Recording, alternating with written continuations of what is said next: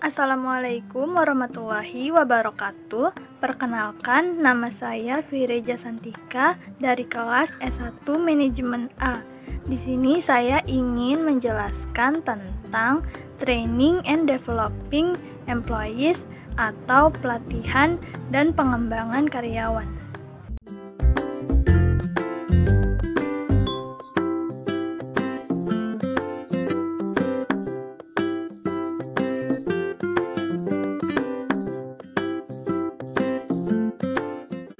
Pelatihan dan pengembangan karyawan adalah sebuah subsistem di dalam suatu perusahaan yang menekankan pada perbaikan kinerja individu.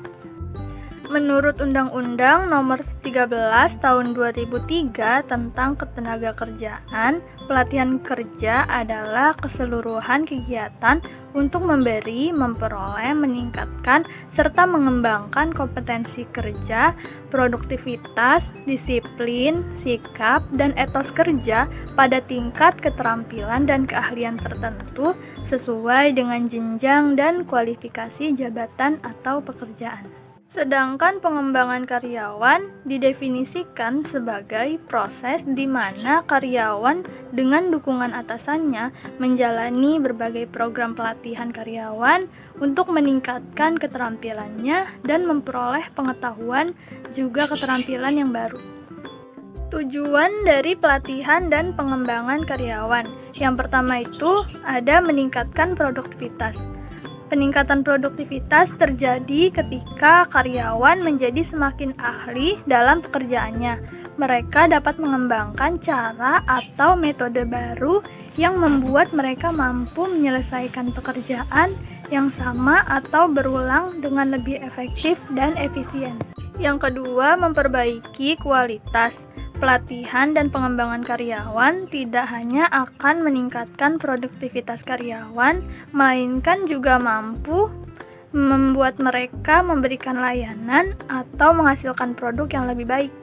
Kualitas yang lebih baik ini pada akhirnya akan mempertahankan pelanggan dan menggait pelanggan baru.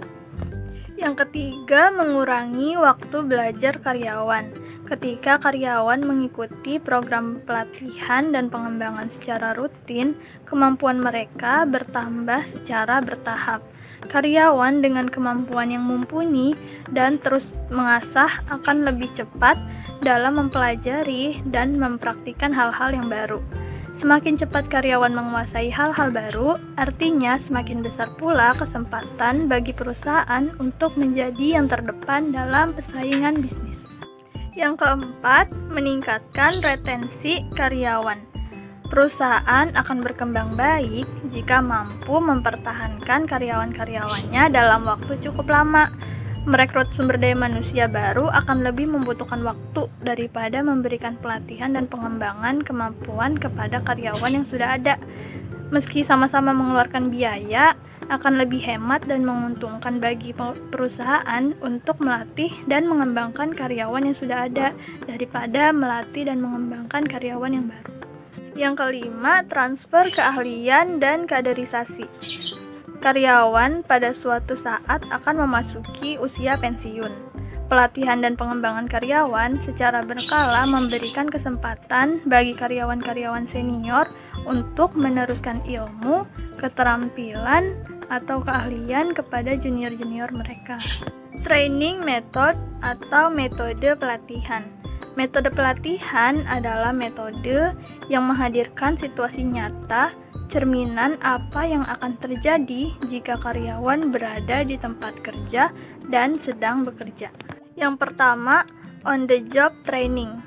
Hampir dari 90% pengetahuan pekerjaan banyak diperoleh dari metode on the job training. Prosedur metode jenis ini lebih bersifat informal, observasinya sederhana dan praktis. Pegawai senior akan memberikan contoh tentang bagaimana cara mengerjakan pekerjaan dan pegawai baru harus mempraktikannya. Yang kedua, apprenticeship. Metode jenis ini tidak memiliki standar format. Para pegawai akan mendapatkan bimbingan umum dan dapat langsung mengerjakan pekerjaannya masing-masing. Yang terakhir, diklat.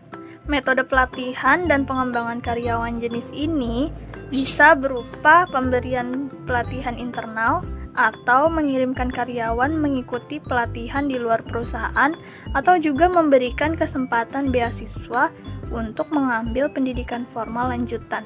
Tentu saja disesuaikan dengan kebutuhan perusahaan dan tujuan karir karyawan. Sekian yang bisa saya sampaikan, kurang lebihnya mohon maaf. Wassalamualaikum warahmatullahi wabarakatuh.